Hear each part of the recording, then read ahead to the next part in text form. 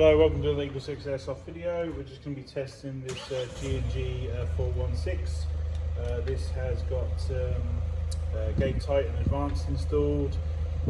We've done a service and rebuilt the gearbox. We've got the Prometheus MS100 gold spring in there and one power spacer, and we've put a new Prometheus purple hot rubber, and we're just ready to demonstrate it working.